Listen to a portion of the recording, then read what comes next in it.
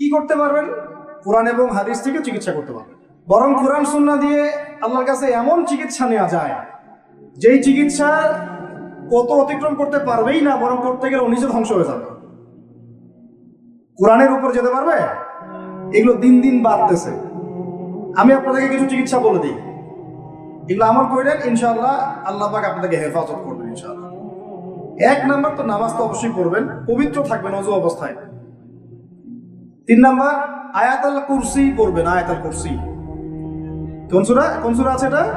সূরা বাকারার 255 নম্বর আয়াতুল কুরসি। আর পড়বেন সূরা বাকারার শেষের 3 আয়াত। সূরা বাকারার শেষের 3 আয়াত। এর আগে সূরা ফাতিহা আছে। তারপরে পড়বেন সূরা ফালাক, নাস, ইখলাস, কাফিরুন। সূরা ফালাক, নাস, ইখলাস, কাফিরুন। পড়বেন সূরা জিনের প্রথম 10 আয়াত। কোন সূরা? সূরা জিনের প্রথম 10 আয়াত। পারলে পুরা সূরা ইয়াসিন, সূরা ইয়াসিন। তারপর সূরা সফফাত এর প্রথম 10 আয়াত। এর সাথে সূরা কাহফের প্রথম 10 আয়াত। তারপরে সূরা তাহা, সূরা ইউনুস আর সূরা আরাফ। এই 3টা সূরায় জাদু, বান, টোনার এগুলোর বিরুদ্ধে কিছু আয়াত আছে।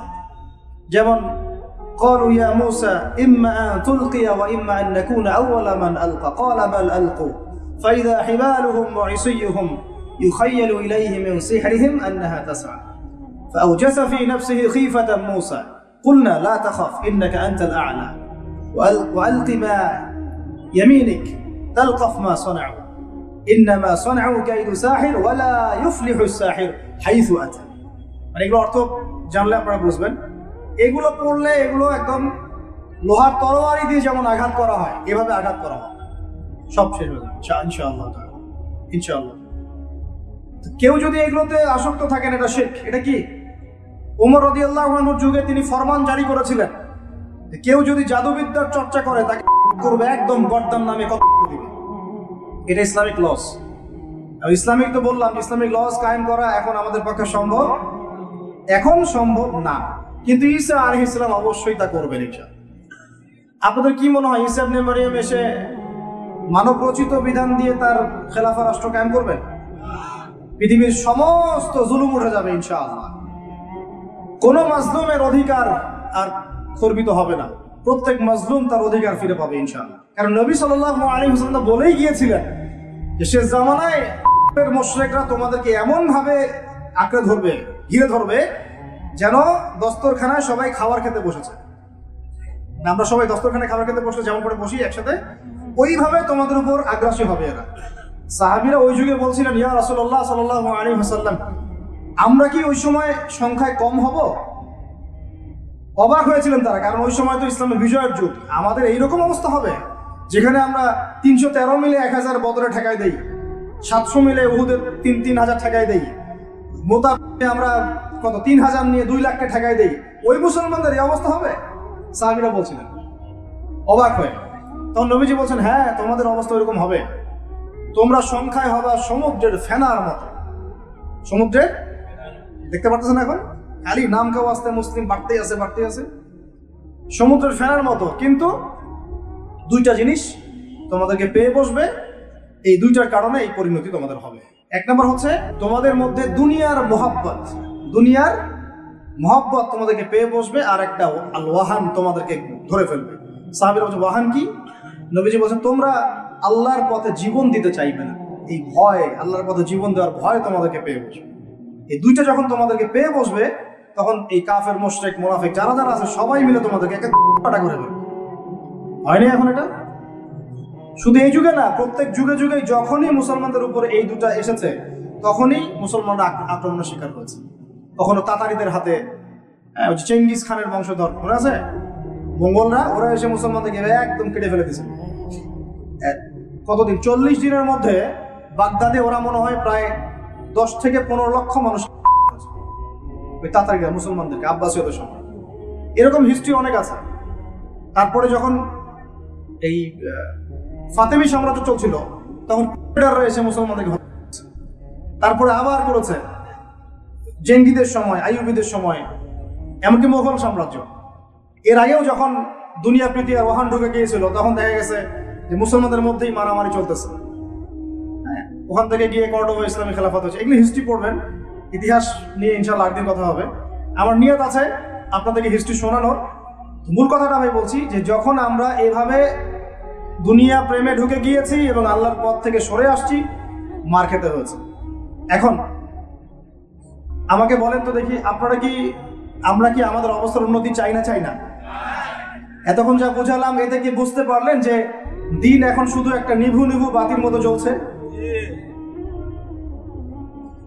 গুটি কয়েক মানুষের মধ্যে হক সীমাবদ্ধ হয়ে যাচ্ছে। প্রবলেমগুলো কি আপনারা ফাইন্ড আউট করতে পারেন? প্রবলেমগুলো দেখেন। সারা বিশ্বে ইসলামিক কোনো খেলাফত আছে? ইসলামের কোনো ঐক্য আছে? একজন আমিরুল মুমিনিন আছে? একটা জামা আছে? একটা ইমারা আছে? আমাদের কি অর্থনৈতিক শক্তি আছে? ভিত্তিটা নাই। পুরো বিশ্বের রাজনৈতিক ক্ষমতাকে আমরা নিয়ন্ত্রণ করি না। পুরো বিশ্বের মিডিয়াগুলো কি আমাদের? এমনকি যেগুলোতে রেকর্ড করছেন, যে ফোন আপনার হাতে, সেটাও তাদের। এটাও কাদের? তাদের। পুরো বিশ্বের যে ফিলোসফিক্যাল থটসগুলো আছে, দর্শন, এই দর্শনগুলো আমাদের চলছে না ওদের চলছে? সব পশ্চিমা দর্শন চলছে না? এই যে নাস্তিকতা, কাদের দর্শন? আমাদের। এই যে সেকুলার কনসেপ্ট, কাদের দর্শন? আমাদের দর্শন। এই যে সো কল্ড ডেমোক্রেসি, কাদের দর্শন? আমাদের। এই যে ন্যাশনালিজমে আমরা ভুগছি, সবাই জাতি চিন্তা করি, মানে ওই একটা মুসলমান লাগে না। কেন লাগে না? ও তো ইয়েমেনি, আমি তো বাংলাদেশি। গোত্রীয় বিভাজনটা আমরা করেছি ন্যাশনালিজমের মাধ্যমে, এতে করে ইউনিটিটা নষ্ট হয়ে গেছে। গোত্রে মানুষ থাকতে পারে, কিন্তু সবার মধ্যে একটা হৃদ্যতার বন্ড থাকতে হবে। এইটা ইসলাম দিয়েছিল। আনসার, মুহাজির, দুইটা আলাদা শব্দ না, দুইটা আলাদা বৈশিষ্ট্য, কিন্তু তারা কি আলাদা ছিলেন? একদম নিজের মায়ের পেটের ভাইয়ের চেয়ে বেশি, তাই না? এটা ইসলাম। আর আমরা যদি বলি আনসার এক গ্রুপ, মুহাজির আর এক গ্রুপ, আনসারকে মারলে আমার কি, আমি তো মুহাজির, মুহাজিরকে মারলে আমার কি, আমি তো আনসার, এই কনসেপ্টটা হচ্ছে একটা ন্যাশনালিজম কনসেপ্ট। চলছে, ও দিয়ে দিল ফরাসি বিপ্লবের পর থেকে, 1789 সালের পর থেকে এগুলো আসছে ওয়ার্ল্ডে। 1789 থেকে শুরু করে 1914 পর্যন্ত, এই সময়টাতে তারা বিশ্বটা দখল করেছে। কত সময়? 1789 থেকে 1914, এই যে সময়টুকু, এর মধ্যেই বিশ্বটাকে দখল করেছে। আবার নতুন করে কোন জায়গা দখল করেছে? প্রথমে পলিটিক্স, প্রথম জায়গাটা কি? পলিটিক্স। তারপরে সামরিক শক্তি, ওদের মানে এক্সট্রাঅর্ডিনারি সামরিক শক্তি তারা বিশ্বকে দেখিয়েছে। আপনি যত কথা বলেন একদম রেখে দিব তাক করে। বিশেষ করেন ব্যাপারটা এরকম, পুরো জাতি নিয়ে আপনি একটা ঐক্যবদ্ধ শক্তি করতে চান, একটা মিসাইল এরকম রেখে দিবে, এই বাড়াবাড়ি করো না বেশি, একদম দিব লঞ্চ করে, বাস আপনি চুপ, একদম চুপ। কারণ ওইটা প্রতিহত করার তো আমার কাছে ওই নাই, ক্ষেপণাস্ত্র প্রতিরক্ষা সিস্টেম তো নাই। নাস্তিক তো ভুরি তৈরি হচ্ছে।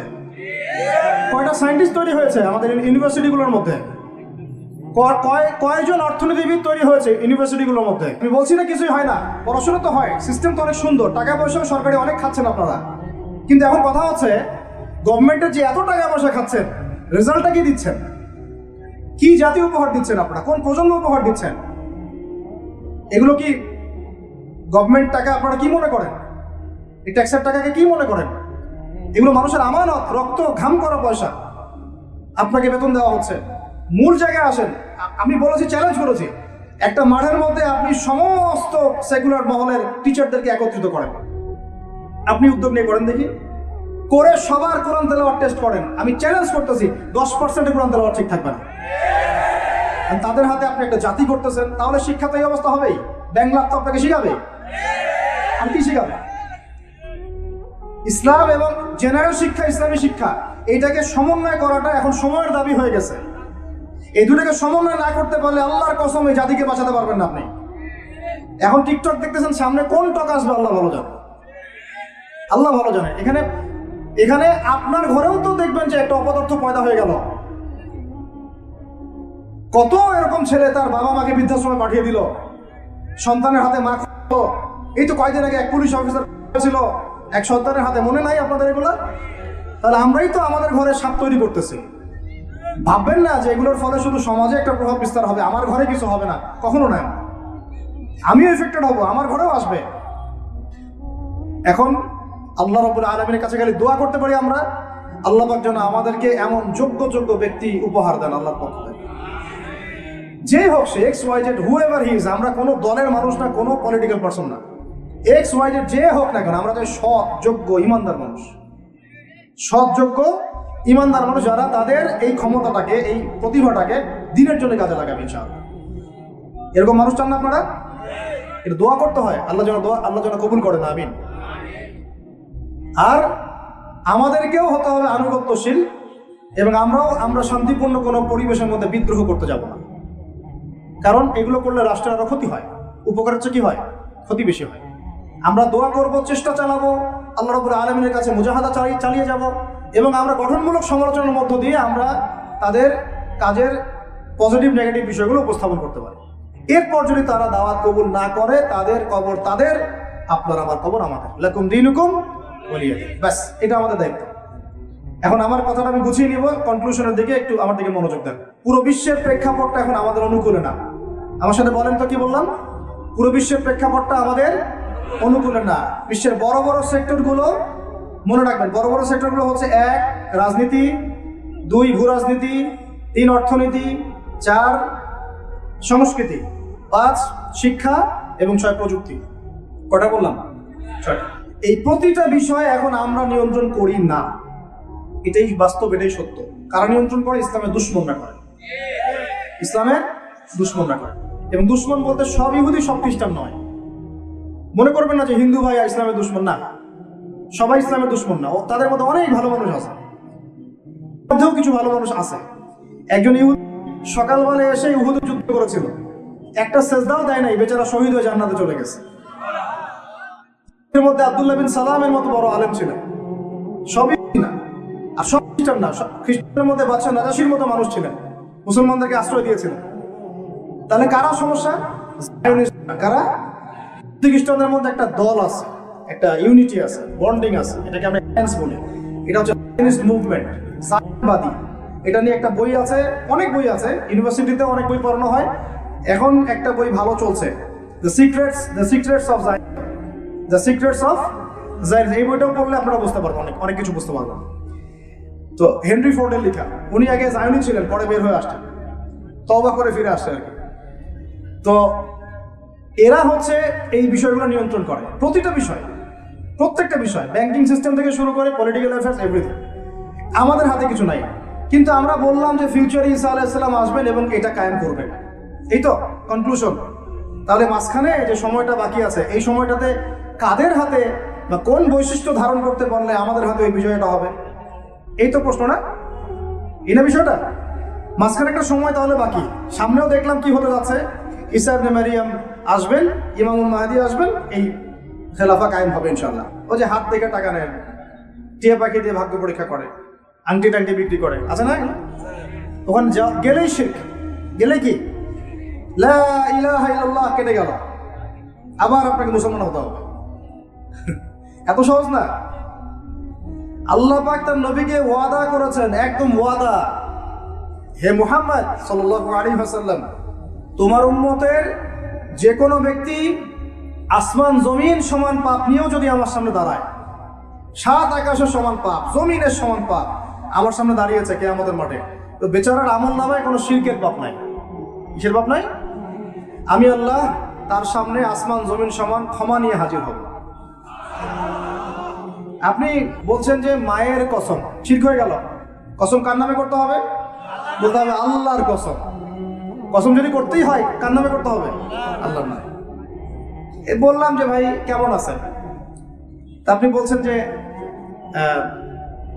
আপনার দোয়াতেই ভালো আছে, আপনার দোয়াতেই ভালো আছে। আগে কি বলতে হবে? আলহামদুলিল্লাহ, আল্লাহর রহমতে, অতঃপর আপনাদের দোয়ায় ভালো আছে। কথা বলাও শিখতে হবে। বললেন যে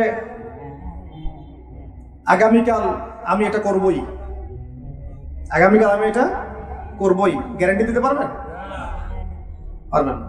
বলে ফেললেন যে এই সময়গুলো এখন ভালো না, সময়টা ভালো না, এটা যুগকে আপনি গালি দিলেন, এটাও নিষেধ, এটাও নিষেধ। অনেকে অনেক সময় শিরকি নামও পর্যন্ত রাখে। একজনের নাম শুনেছিলাম, শাহিন শাহ, কি নাম? আচ্ছা, এরকম নামে কেউ আছেন নাকি? আচ্ছা, বাদ দেন। এর অর্থ হচ্ছে রাজাধিরাজ, রাজার সবচেয়ে বড় রাজা, মানে সবচেয়ে বড় রাজা। কে সবচেয়ে বড় বাচ্চা? সূক্ষ্ম সূক্ষ্ম অনেক শিরক আছে, বড় বড় শিরক তো আপনারা চিনেন। ইয়াকা না'বুদু ওয়া ইয়াকা নাস্তাঈন, হে আল্লাহ শুধু আপনারই ইবাদত করি, আপনার কাছেই সাহায্য চাই। বের হয়েই কবরে গিয়ে সিজদা করলাম। কি করতে পারবেন? কোরআন এবং হাদিস থেকে চিকিৎসা করতে পারবেন। বরং কোরআন সুন্নাহ দিয়ে আল্লাহর কাছে এমন চিকিৎসা নেওয়া যায় যেই চিকিৎসা কত অতিক্রম করতে পারবেই না, বরং করতে গেলে ও নিজে ধ্বংস হয়ে যাবে। কোরআনের উপর যেতে পারবে? এগুলো দিন দিন বাড়তেছে। আমি আপনাদেরকে কিছু চিকিৎসা বলে দিই, এগুলো আমল করেন, ইনশাআল্লাহ আল্লাহ পাক আপনাদেরকে হেফাজত করবেন ইনশাআল্লাহ। 1 নাম্বার তো নামাজ তো অবশ্যই পড়বেন, পবিত্র থাকবেন ওযু অবস্থায়। 3 নাম্বার আয়াতুল কুরসি পড়বেন। আয়াতুল কুরসি কোন সূরা আছে এটা? সূরা বাকারার 255 নম্বর আয়াতুল কুরসি। আর পড়বেন সূরা বাকারার শেষের 3 আয়াত। সূরা বাকারার শেষের 3 আয়াত, এর আগে সূরা ফাতিহা আছে। তারপরে পড়বেন সূরা ফালাক, নাস, ইখলাস, কাফিরুন। সূরা ফালাক, নাস, ইখলাস, কাফিরুন। পড়বেন সূরা জিনের প্রথম 10 আয়াত। কোন সূরা? সূরা জিনের প্রথম 10 আয়াত। পারলে পুরা সূরা ইয়াসিন, সূরা ইয়াসিন। তারপর সূরা সফফাত এর প্রথম 10 আয়াত, এর সাথে সূরা কাহাফের প্রথম 10 আয়াত। তারপরে সূরা তাহা, সূরা ইউনুস আর সূরা আরাফ। এই 3টা সূরায় জাদু, বান, টোনার এগুলোর বিরুদ্ধে কিছু আয়াত আছে। যেমন قالوا يا موسى إما أن تلقي وإما أن نكون أول من ألقى قال بل ألقوا فإذا حبالهم وعصيهم يخيل إليه من سحرهم أنها تسعى فأوجس في نفسه خيفة موسى قلنا لا تخف إنك أنت الأعلى وألق ما يمينك تلقف ما صنعوا إنما صنعوا كيد ساحر ولا يفلح الساحر حيث أتى। মানে এগুলো অর্থ জানলে আপনারা বুঝবেন। এগুলো পড়লে এগুলো একদম লোহার তরবারি দিয়ে যেমন আঘাত করা হয়, এভাবে আঘাত করা হয়, সব শেষ হয়ে যাবে ইনশাআল্লাহ। ইনশাআল্লাহ কেউ যদি এগুলোতে আসক্ত থাকেন, এটা শিরক। এটা কি? ওমর রাদিয়াল্লাহু আনহুর যুগে তিনি ফরমান জারি করেছিলেন, কেউ যদি জাদুবিদ্যার চর্চা করে তাকে করবে একদম গর্দান নামে কত দিবে। এটা ইসলামিক লস। আর ইসলামিক তো বললাম, ইসলামিক লস কায়েম করা এখন আমাদের পক্ষে সম্ভব না, কিন্তু ঈসা আলাইহিস সালাম অবশ্যই তা করবেন ইনশাআল্লাহ। আপনাদের কি মনে হয় ঈসা ইবনে মারইয়াম এসে মানব রচিত বিধান দিয়ে তার খেলাফা রাষ্ট্র কায়েম করবেন? পৃথিবীর সমস্ত জুলুম উঠে যাবে ইনশাআল্লাহ। কোনো মাজলুমের অধিকার আর খর্বিত হবে না, প্রত্যেক মাজলুম তার অধিকার ফিরে পাবে ইনশাআল্লাহ। কারণ নবী সাল্লাল্লাহু আলাইহি ওয়াসাল্লাম বলেই গিয়েছিলেন যে শেষ জামানায় মুশরিকরা তোমাদেরকে এমন ভাবে আঁকড়ে ধরবে, ঘিরে ধরবে, যেন দস্তরখানায় সবাই খাবার খেতে বসেছে। আমরা সবাই দস্তরখানায় খাবার খেতে বসলে যেমন করে বসি একসাথে, ওইভাবে তোমাদের উপর আগ্রাসী হবে এরা। সাহাবীরা ওই যুগে বলছিলেন, ইয়া রাসূলুল্লাহ সাল্লাল্লাহু আলাইহি ওয়াসাল্লাম, আমরা কি ওই সময় সংখ্যায় কম হব? অবাক হয়েছিলেন তারা, কারণ ওই সময় তো ইসলামের বিজয়ের যুগ। আমাদের এইরকম অবস্থা হবে যেখানে আমরা 313 মিলে 1000 বদরে ঠেকাই দেই, 700 মিলে উহুদের 3000 ঠেকাই দেই, মোতাবে আমরা কত 3000 নিয়ে 2 লাখকে ঠেকাই দেই। ওই মুসলমানদের এই অবস্থা হবে? সাহাবীরা বলছিলেন অবাক হয়ে। তখন নবীজি বলছেন, হ্যাঁ তোমাদের অবস্থা এরকম হবে। তোমরা সংখ্যায় হবা সমুদ্রের ফেনার মতো। সমুদ্রের, দেখতে পারতেছেন এখন খালি নাম কেউ আসতে মুসলিম বাড়তেই আছে। সমুদ্রের ফেনার মতো, কিন্তু 2টা জিনিস তোমাদেরকে পেয়ে বসবে। এই 2টার কারণে এই পরিণতি তোমাদের হবে। 1 নম্বর হচ্ছে তোমাদের মধ্যে দুনিয়ার মহব্বত তোমাদেরকে পেয়ে বসবে, আর একটা আল ওয়াহান তোমাদেরকে ধরে ফেলবে। সাহাবীরা বলছে ওয়াহান কি? নবীজি বলছেন তোমরা আল্লাহর পথে জীবন দিতে চাইবে না, এই ভয়, আল্লাহর পথে জীবন দেওয়ার ভয় তোমাদেরকে পেয়ে বসবে। এই 2টা যখন তোমাদেরকে পেয়ে বসবে, তখন এই কাফের, মুশরিক, মুনাফিক যারা আছে সবাই মিলে তোমাদেরকে একটা পাটা করে ফেলবে। হয়নি এখন এটা? শুধু এই যুগে না, প্রত্যেক যুগে যুগে যখনই মুসলমানদের উপরে এই 2টা এসেছে, তখনই মুসলমানরা আক্রমণের শিকার হয়েছে। কখনো তাতারিদের হাতে, চেঙ্গিস খানের বংশধর মনে আছে, মঙ্গলরা, ওরা এসে মুসলমানদেরকে একদম কেটে ফেলে দিয়েছে। কতদিন? 40 দিনের মধ্যে বাগদাদে ওরা মনে হয় প্রায় 10 থেকে 15 লক্ষ মানুষ, ওই তাতারিরা মুসলমানদেরকে, আব্বাসীয়দের সময়। এরকম হিস্ট্রি অনেক আছে। তারপরে যখন এই ফাতেমি সাম্রাজ্য চলছিল, তখন এসে মুসলমানদেরকে হত্যা করেছে। তারপরে আবার করেছে জেঙ্গিদের সময়, আইয়ুবীদের সময়, এমনকি মোগল সাম্রাজ্য। এর আগেও যখন দুনিয়া প্রীতি আর ওহান ঢুকে গিয়েছিল তখন দেখা গেছে যে মুসলমানদের মধ্যেই মারামারি চলতেছে। হ্যাঁ, ওখান থেকে গিয়ে কর্ডোবা ইসলামী খেলাফত হচ্ছে। এগুলি হিস্ট্রি পড়বেন, ইতিহাস নিয়ে ইনশাল্লাহ একদিন কথা হবে। আমার নিয়ত আছে আপনাদেরকে হিস্ট্রি শোনানোর। মূল কথাটা আমি বলছি যে যখন আমরা এভাবে দুনিয়া প্রেমে ঢুকে গিয়েছি এবং আল্লাহর পথ থেকে সরে আসছি, মার খেতে হয়েছে। এখন আমাকে বলেন তো দেখি, আমরা কি আমাদের অবস্থার উন্নতি চাই না? এতক্ষণ যা বোঝালাম এতে কি বুঝতে পারলেন যে দিন এখন শুধু একটা নিভু বাতির মতো জ্বলছে? গুটি কয়েক মানুষের মধ্যে হক সীমাবদ্ধ হয়ে যাচ্ছে। প্রবলেমগুলো কি আপনারা ফাইন্ড আউট করতে পারেন? প্রবলেমগুলো দেখেন। সারা বিশ্বে ইসলামিক কোনো খেলাফত আছে? ইসলামের কোনো ঐক্য আছে? একজন আমিরুল মুমিনিন আছে? একটা জামাআ আছে? একটা ইমারা আছে? আমাদের কি অর্থনৈতিক শক্তি আছে? ভিত্তিটা নাই। পুরো বিশ্বের রাজনৈতিক ক্ষমতাকে আমরা নিয়ন্ত্রণ করি না। পুরো বিশ্বের মিডিয়াগুলো কি আমাদের? এমনকি যেগুলোতে রেকর্ড করছেন যে ফোন আপনার হাতে, সেটাও তাদের। এটাও কাদের? তাদের। পুরো বিশ্বের যে ফিলোসফিক্যাল থটসগুলো আছে, দর্শন, এই দর্শনগুলো আমাদের চলছে না ওদের চলছে? সব পশ্চিমা দর্শন চলছে না? এই যে নাস্তিকতা, কাদের দর্শন? আমাদের। এই যে সেকুলার কনসেপ্ট, কাদের দর্শন? আমাদের দর্শন। এই যে সো কল্ড ডেমোক্রেসি, কাদের দর্শন? আমাদের। এই যে ন্যাশনালিজমে আমরা ভুগছি, সবাই জাতি চিন্তা করি, মানে ওই একটা মুসলমান আমার লাগে না। কেন লাগে না? অত ইয়েমেনি, আমি তো বাংলাদেশি। গোত্রীয় বিভাজনটা আমরা করেছি ন্যাশনালিজমের মাধ্যমে, এতে করে ইউনিটিটা নষ্ট হয়ে গেছে। গোত্রে মানুষ থাকতে পারে, কিন্তু সবার মধ্যে একটা হৃদ্যতার বন্ড থাকতে হবে। এইটা ইসলাম দিয়েছিল। আনসার, মুহাজির, দুইটা আলাদা শব্দ না, দুইটা আলাদা বৈশিষ্ট্য, কিন্তু তারা কি আলাদা ছিলেন? একদম নিজের মায়ের পেটের ভাইয়ের চেয়ে বেশি, তাই না? এটা ইসলাম। আর আমরা যদি বলি আনসার এক গ্রুপ, মুহাজির আরেক গ্রুপ, আনসারকে মারলে আমার কি, আমি তো মুহাজির, মুহাজিরকে মারলে আমার কি, আমি তো আনসার, এই কনসেপ্টটা হচ্ছে একটা ন্যাশনালিজম কনসেপ্ট। চলছে ও দিয়ে দিল ফরাসি বিপ্লবের পর থেকে, 1789 সালের পর থেকে এগুলো আসছে ওয়ার্ল্ডে। 1789 থেকে শুরু করে 1914 পর্যন্ত এই সময়টাতে তারা বিশ্বটা দখল করেছে। কত সময়? 1789 থেকে 1914, এই যে সময়টুকু, এর মধ্যেই বিশ্বটাকে দখল করেছে। আবার নতুন করে কোন জায়গা দখল করেছে? প্রথমে পলিটিক্স, প্রথম জায়গাটা কি? পলিটিক্স। তারপরে সামরিক শক্তি, ওদের মানে এক্সট্রাঅর্ডিনারি সামরিক শক্তি তারা বিশ্বকে দেখিয়েছে।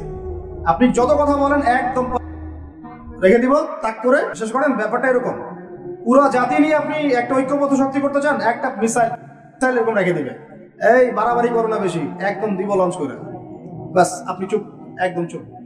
কারণ ওইটা প্রতিহত করার তো আমার কাছে ওই নাই, ক্ষেপণাস্ত্র প্রতিরক্ষা সিস্টেম তো নাই।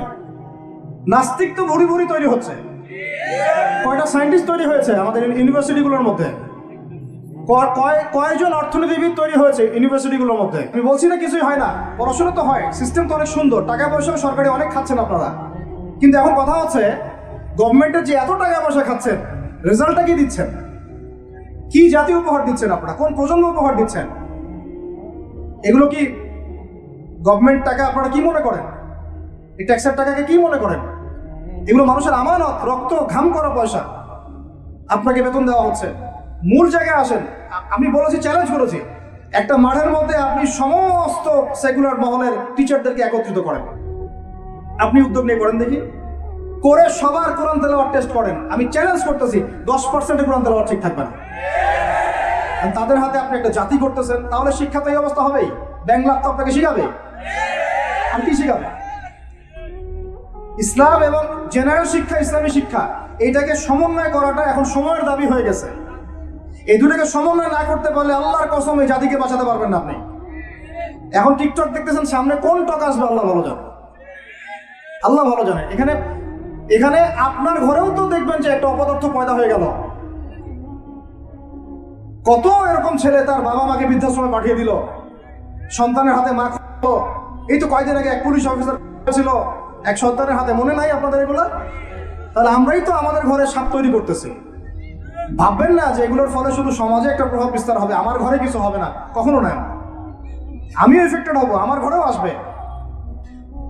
এখন আল্লাহ রাব্বুল আলামিনের কাছে খালি দোয়া করতে পারি আমরা, আল্লাহ পাক যেন আমাদেরকে এমন যোগ্য ব্যক্তি উপহার দেন আল্লাহর পক্ষ থেকে।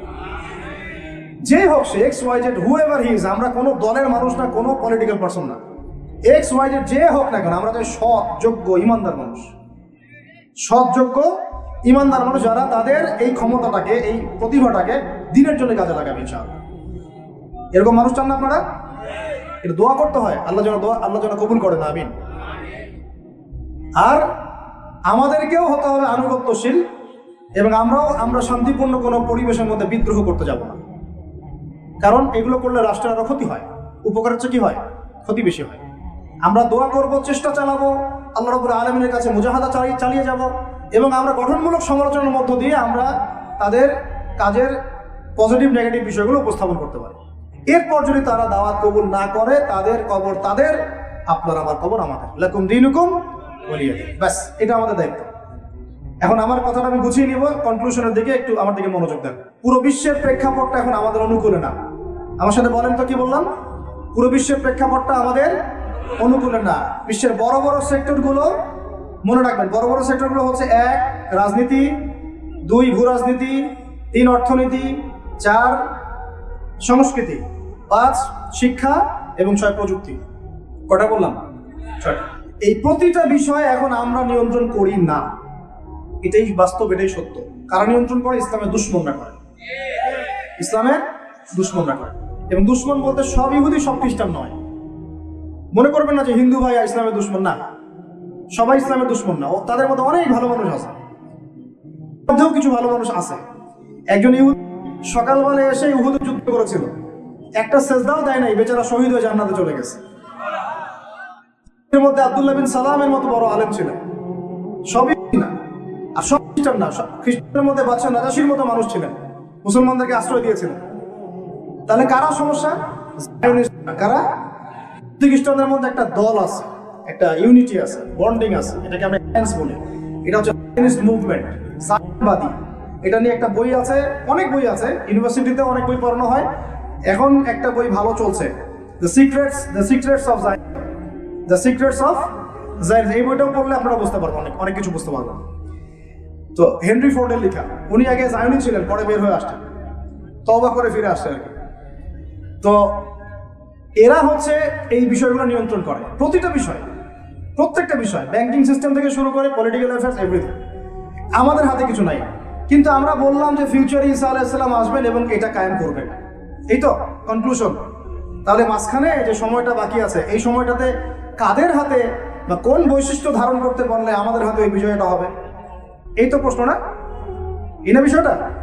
মাঝখানে একটা সময় তাহলে বাকি, সামনেও দেখলাম কি হতে যাচ্ছে, ঈসা ইবনে মারিয়াম আসবেন, ইমামুল মাহদী আসবেন, এই খেলাফা কায়েম হবে ইনশাআল্লাহ। ও যে হাত থেকে টাকা নেন, টিয়া পাখি দিয়ে ভাগ্য পরীক্ষা করে, আংটি টাংটি বিক্রি করে, আছে না?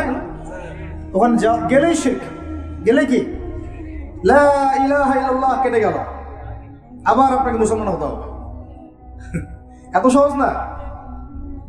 আল্লাহ পাক তার নবীকে ওয়াদা করেছেন, একদম ওয়াদা, হে মুহাম্মদ সাল্লাল্লাহু আলাইহি ওয়াসাল্লাম, তোমার উম্মতের যে কোনো ব্যক্তি আসমান জমিন সমান পাপ নিয়েও যদি আমার সামনে দাঁড়ায়, 7 আকাশের সমান পাপ, জমিনের সমান পাপ আমার সামনে দাঁড়িয়েছে কিয়ামতের মাঠে, তো বেচারার আমল নামায় কোনো শিরকের পাপ নাই। কিসের পাপ নাই? আমি আল্লাহ তার সামনে আসমান জমিন সমান ক্ষমা নিয়ে হাজির হব। আপনি বলছেন যে মায়ের কসম, শিরক হয়ে গেল। কসম কার নামে করতে হবে? বলতে হবে আল্লাহর কসম। কসম যদি করতেই হয় কার নামে করতে হবে? আল্লাহর নামে। বললাম যে ভাই কেমন আছেন, তা আপনি বলছেন যে আপনার দোয়াতেই ভালো আছে, আপনার দোয়াতেই ভালো আছে। আগে কি বলতে হবে? আলহামদুলিল্লাহ, আল্লাহর রহমতে, অতঃপর আপনাদের দোয়ায় ভালো আছে। কথা বলাও শিখতে হবে। বললেন যে আগামীকাল আমি এটা করবই, আগামীকাল আমি এটা করবই, গ্যারান্টি দিতে পারবেন? পারবেন না। বলে ফেললেন যে এই সময়গুলো এখন ভালো না, সময়টা ভালো না, এটা যুগকে আপনি গালি দিলেন, এটাও নিষেধ, এটাও নিষেধ। অনেকে অনেক সময় শিরকি নামও পর্যন্ত রাখে। একজনের নাম শুনেছিলাম, শাহিন শাহ, কি নাম? আচ্ছা, এরকম নামে কেউ আছেন নাকি? আচ্ছা, বাদ দেন। এর অর্থ হচ্ছে রাজাধিরাজ, রাজার সবচেয়ে বড় রাজা, মানে সবচেয়ে বড় রাজা। কে সবচেয়ে বড় বাচ্চা? সূক্ষ্ম সূক্ষ্ম অনেক শিরক আছে, বড় বড় শিরক আপনারা চিনেনি। ইয়াকা না'বুদু ওয়া ইয়াকা নাস্তাঈন, হে আল্লাহ শুধু আপনারই ইবাদত করি, আপনার কাছেই সাহায্য চাই। বের হয়েই কবরে গিয়ে সিজদা করব। কি করতে পারবেন? কোরআন এবং হাদিস থেকে চিকিৎসা করতে পারবেন। বরং কোরআন সুন্নাহ দিয়ে আল্লাহর কাছে এমন চিকিৎসা নেওয়া যায় যেই চিকিৎসা কত অতিক্রম করতে পারবেই না, বরং করতে গেলে নিজে ধ্বংস হয়ে যাবে। কোরআনের উপর যেতে পারবে? এগুলো দিন দিন বাড়তেছে। আমি আপনাদেরকে কিছু চিকিৎসা বলে দিই, এগুলো আমল করেন, ইনশাআল্লাহ আল্লাহ পাক আপনাদেরকে হেফাজত করবেন ইনশাআল্লাহ। 1 নাম্বার তো নামাজ তো অবশ্যই পড়বেন, পবিত্র থাকবেন ওযু অবস্থায়। 3 নাম্বার আয়াতুল কুরসি পড়বেন। আয়াতুল কুরসি কোন সূরা আছে এটা? সূরা বাকারার 255 নম্বর আয়াত, আয়াতুল কুরসি। আর পড়বেন সূরা বাকারার শেষের 3 আয়াত। সূরা বাকারার শেষের 3 আয়াত, এর আগে সূরা ফাতিহা আছে। তারপরে পড়বেন সূরা ফালাক, নাস, ইখলাস, কাফিরুন। সূরা ফালাক, নাস, ইখলাস, কাফিরুন। পড়বেন সূরা জিনের প্রথম 10 আয়াত। কোন সূরা? সূরা জিনের প্রথম 10 আয়াত। পারলে পুরা সূরা ইয়াসিন, সূরা ইয়াসিন। তারপর সূরা সফফাত এর প্রথম 10 আয়াত, এর সাথে সূরা কাহাফের প্রথম 10 আয়াত।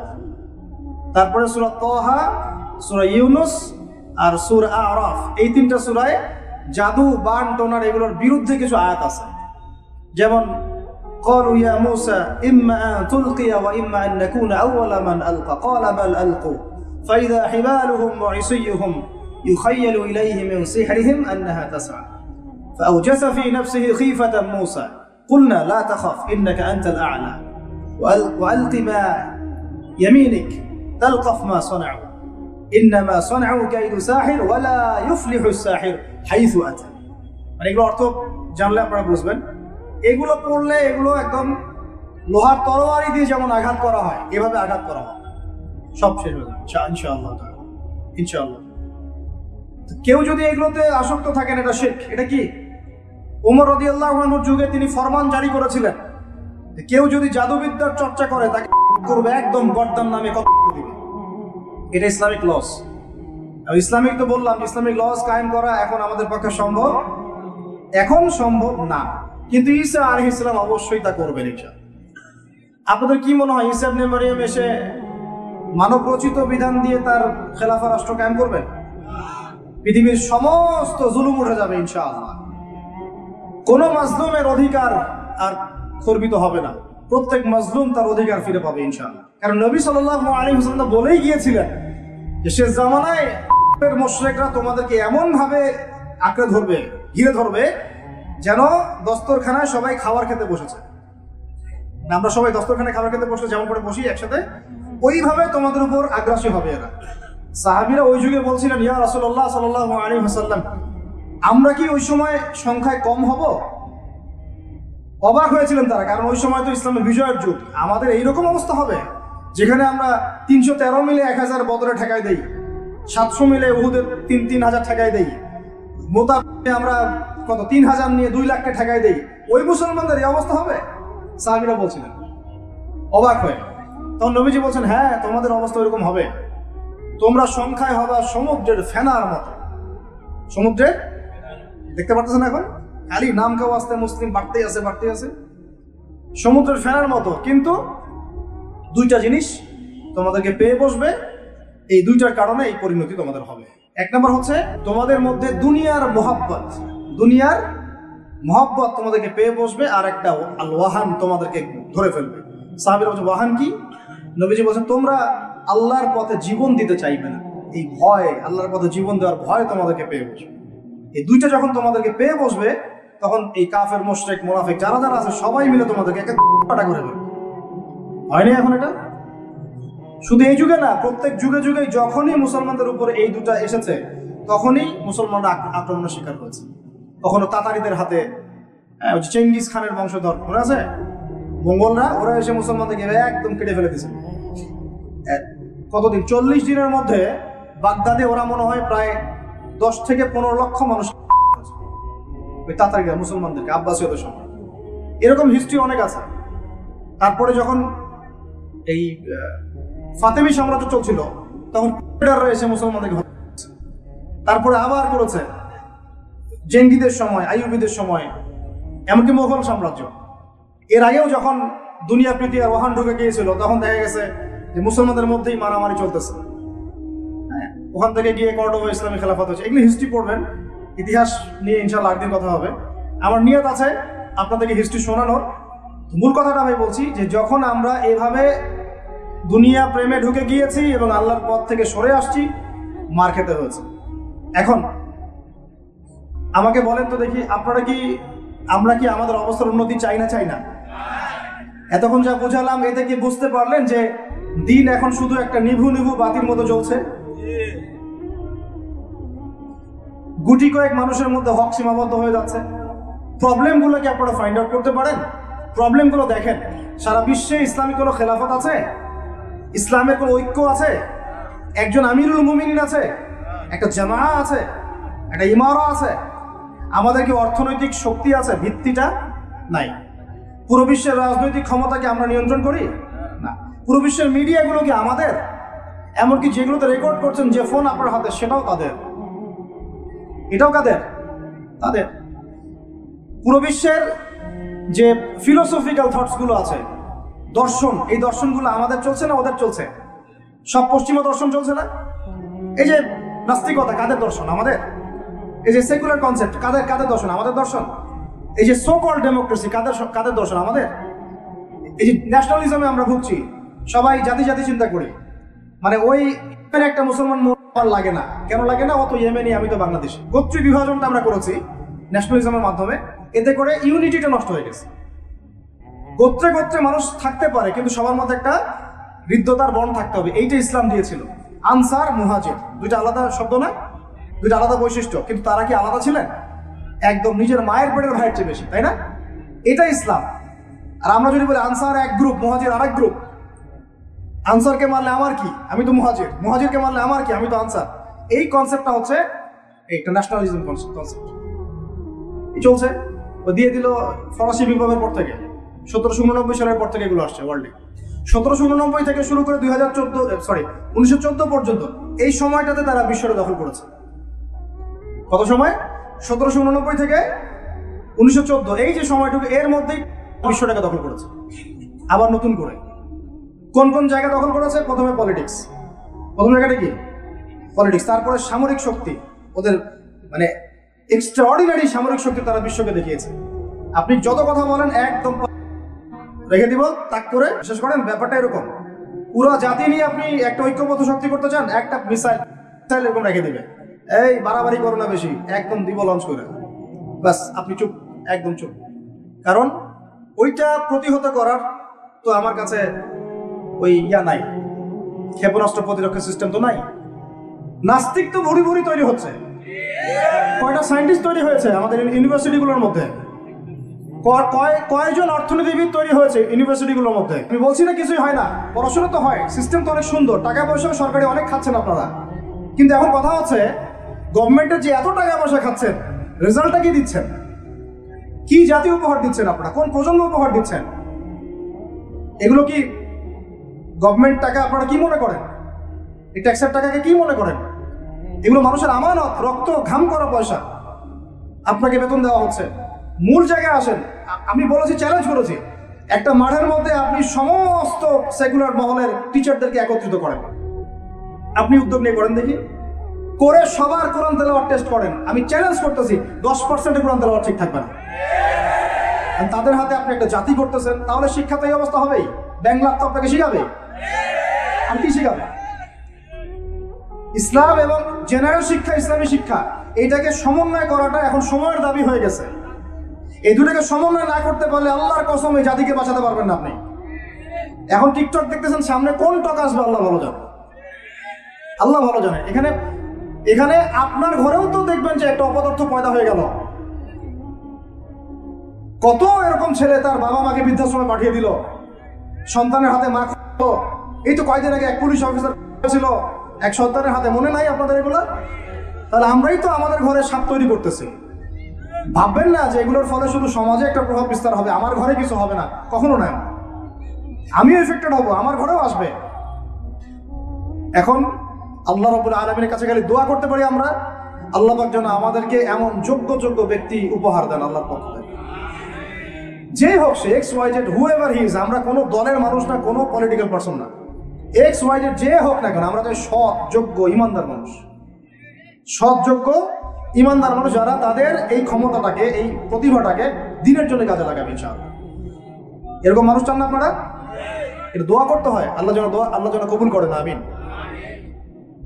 আর আমাদেরকেও হতে হবে আনুগত্যশীল, এবং আমরা শান্তিপূর্ণ কোনো পরিবেশের মধ্যে বিদ্রোহ করতে যাব না, কারণ এগুলো করলে রাষ্ট্রের আরো ক্ষতি হয়, উপকারের চেয়ে কি হয়, ক্ষতি বেশি হয়। আমরা দোয়া করব, চেষ্টা চালাবো, আল্লাহ রাব্বুল আলামিনের কাছে মুজাহাদা চালিয়ে যাব, এবং আমরা গঠনমূলক সমালোচনার মধ্য দিয়ে আমরা তাদের কাজের পজিটিভ নেগেটিভ বিষয়গুলো উপস্থাপন করতে পারি। এরপর যদি তারা দাওয়াত কবুল না করে, তাদের কবর তাদের, আপনার আমার কবর আমাদের, লাকুম দীনুকুম ওয়ালিয়া দীন, ব্যাস, এটা আমাদের দায়িত্ব। এখন আমার কথাটা আমি গুছিয়ে নিব, কনক্লুশনের দিকে একটু আমার দিকে মনোযোগ দেন। পুরো বিশ্বের প্রেক্ষাপটটা এখন আমাদের অনুকূলে না। আমার সাথে বলেন তো, কি বললাম? পুরো বিশ্বের প্রেক্ষাপটটা আমাদের অনুকূলে না। বিশ্বের বড় বড় সেক্টরগুলো মনে রাখবেন, বড় বড় সেক্টরগুলো হচ্ছে 1 রাজনীতি, 2 ভূ রাজনীতি, 3 অর্থনীতি, 4 সংস্কৃতি, 5 শিক্ষা এবং 6 প্রযুক্তি। কটা বললাম? 6। এই প্রতিটা বিষয়ে এখন আমরা নিয়ন্ত্রণ করি না, এটাই বাস্তব, এটাই সত্য। কারা নিয়ন্ত্রণ করে? ইসলামের দুশমনরা করে, ইসলামের দুশমনরা করে। এবং দুশমন বলতে সব ইহুদি, সব খ্রিস্টান নয়। মনে করবেন না যে হিন্দু ভাই ইসলামের দুশমন, না, সবাই ইসলামের দুশমন না, তাদের মধ্যে অনেক ভালো মানুষ আছে, মধ্যেও কিছু ভালো মানুষ আছে। একজন ইহুদি সকালবেলায় এসে উহুদের যুদ্ধ করেছিল, একটা সেজদাও দেয় নাই, বেচারা শহীদ হয়ে জান্নাতে চলে গেছে। এর মধ্যে আব্দুল্লাহ বিন সালামের মতো বড় আলেম ছিলেন, সবই না, আর সব খ্রিস্টান না। খ্রিস্টানের মধ্যে বাদশা নাজাশির মতো মানুষ ছিলেন, মুসলমানদেরকে আশ্রয় দিয়েছিলেন। তাহলে কারা সমস্যা? কারা? খ্রিস্টানদের মধ্যে একটা দল আছে, একটা ইউনিটি আছে, বন্ডিং আছে, এটাকে আমরা অ্যালায়েন্স বলি। এটা হচ্ছে জায়নিস্ট মুভমেন্ট, সায়নবাদী। এটা নিয়ে একটা বই আছে, অনেক বই আছে, ইউনিভার্সিটিতে অনেক বই পড়ানো হয়। এখন একটা বই ভালো চলছে, দ্য সিক্রেটস অফ জায়নিজম। এই বইটাও পড়লে আপনারা বুঝতে পারবেন, অনেক কিছু বুঝতে পারবেন। তো হেনরি ফোর্ডের লেখা, উনি আগে জায়নি ছিলেন, পরে বের হয়ে আসছেন, তওবা করে ফিরে আসছে আর কি। তো এরা হচ্ছে এই বিষয়গুলো নিয়ন্ত্রণ করে, প্রতিটা বিষয়, প্রত্যেকটা বিষয়, ব্যাংকিং সিস্টেম থেকে শুরু করে পলিটিক্যাল অ্যাফেয়ার্স, এভরিথিং। আমাদের হাতে কিছু নাই, কিন্তু আমরা বললাম যে ফিউচারে ঈসা আলাইহিস সালাম আসবেন এবং এটা কায়েম করবেন, এই তো কনক্লুশন। তাহলে মাঝখানে যে সময়টা বাকি আছে, এই সময়টাতে কাদের হাতে বা কোন বৈশিষ্ট্য ধারণ করতে পারলে আমাদের হাতে এই বিষয়টা হবে, এই তো প্রশ্ন, না? এই না বিষয়টা? মাঝখানে একটা সময় তাহলে বাকি, সামনেও দেখলাম কি হতে যাচ্ছে, ঈসা ইবনে মারিয়াম আসবেন, ইমামুল মাহদী আসবেন, এই খেলাফা কায়েম হবে ইনশাআল্লাহ। ও যে হাত থেকে টাকা নেন, টিয়া পাখি দিয়ে ভাগ্য পরীক্ষা করে, আংটি টাংটি বিক্রি করে, আছে না? ওখানে গেলেই শিরক, গেলে কি লা ইলাহা ইল্লাল্লাহ কেটে গেল, আবার আপনাকে মুসলমান হতে হবে। এত সহজ না। আল্লাহ পাক তার নবীকে ওয়াদা করেছেন, একদম ওয়াদা, হে মুহাম্মদ সাল্লাল্লাহু আলাইহি ওয়াসাল্লাম, তোমার উম্মতের যে কোনো ব্যক্তি আসমান জমিন সমান পাপ নিয়েও যদি আমার সামনে দাঁড়ায়, 7 আকাশের সমান পাপ, জমিনের সমান পাপ আমার সামনে দাঁড়িয়েছে কিয়ামতের মাঠে, তো বেচারার আমল নামায় কোনো শিরকের পাপ নাই। কিসের পাপ নাই? আমি আল্লাহ তার সামনে আসমান জমিন সমান ক্ষমা নিয়ে হাজির হব। আপনি বলছেন যে মায়ের কসম, শিরক হয়ে গেল। কসম কার নামে করতে হবে? বলতে হবে আল্লাহর কসম। কসম যদি করতেই হয় কার নামে করতে হবে? আল্লাহর নামে। বললাম যে ভাই কেমন আছেন, তা আপনি বলছেন যে আপনার দোয়াতেই ভালো আছে, আপনার দোয়াতেই ভালো আছে। আগে কি বলতে হবে? আলহামদুলিল্লাহ, আল্লাহর রহমতে, অতঃপর আপনাদের দোয়ায় ভালো আছে। কথা বলাও শিখতে হবে। বললেন যে আগামীকাল আমি এটা করবই, আগামীকাল আমি এটা করবই, গ্যারান্টি দিতে পারবেন? পারবেন না। বলে ফেললেন যে এই সময়গুলো এখন ভালো না, সময়টা ভালো না, এটা যুগকে আপনি গালি দিলেন, এটাও নিষেধ, এটাও নিষেধ। অনেকে অনেক সময় শিরকি নামও পর্যন্ত রাখে। একজনের নাম শুনেছিলাম শাহিন শাহ, কি নাম আছে? এরকম নামে কেউ আছেন নাকি? আচ্ছা বাদ দেন। এর অর্থ হচ্ছে রাজাধিরাজ, রাজার সবচেয়ে বড় রাজা, মানে সবচেয়ে বড় রাজা। কে সবচেয়ে বড় বাচ্চা? সূক্ষ্ম সূক্ষ্ম অনেক শিরক আছে, বড় বড় শিরক আপনারা চিনেন। ইয়াকা না'বুদু ওয়া ইয়াকা নাস্তাঈন, হে আল্লাহ শুধু আপনারই ইবাদত করি, আপনার কাছেই সাহায্য চাই। বের হয়েই কবরে গিয়ে সিজদা করবেন। কি করতে পারবেন? কোরআন এবং হাদিস থেকে চিকিৎসা করতে পারবেন। বরং কোরআন সুন্নাহ দিয়ে আল্লাহর কাছে এমন চিকিৎসা নেওয়া যায় যেই চিকিৎসা কত অতিক্রম করতে পারবেই না, বরং করতে গেলে ও নিজে ধ্বংস হয়ে যাবে। কোরআনের উপর যেতে পারবে? এগুলো দিন দিন বাড়তেছে।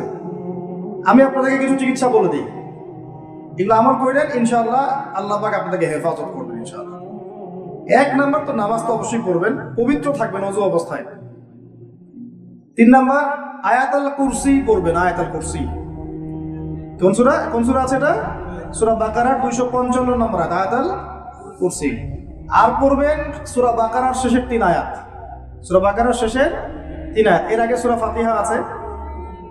তারপরে পড়বেন সূরা ফালাক, নাস, ইখলাস, কাফিরুন। সূরা ফালাক, নাস, ইখলাস, কাফিরুন। পড়বেন সূরা জিনের প্রথম 10 আয়াত। কোন সূরা? সূরা জিনের প্রথম 10 আয়াত। পারলে পুরা সূরা ইয়াসিন, সূরা ইয়াসিন। তারপর সূরা সফফাত এর প্রথম 10 আয়াত, এর সাথে সূরা কাহফের প্রথম 10 আয়াত। তারপরে সূরা তাহা, সূরা ইউনুস আর সূরা আরাফ। এই 3টা সূরায় জাদু, বান, টোনার এগুলোর বিরুদ্ধে কিছু আয়াত আছে। যেমন قالوا يا موسى إما أن تلقي وإما أن نكون أول من ألقى قال بل ألقوا فإذا حبالهم وعصيهم يخيل إليه من سحرهم أنها تسعى فأوجس في نفسه خيفة موسى قلنا لا تخف إنك أنت الأعلى وألق ما يمينك تلقف ما صنعوا إنما صنعوا كيد ساحر ولا يفلح الساحر حيث أتى।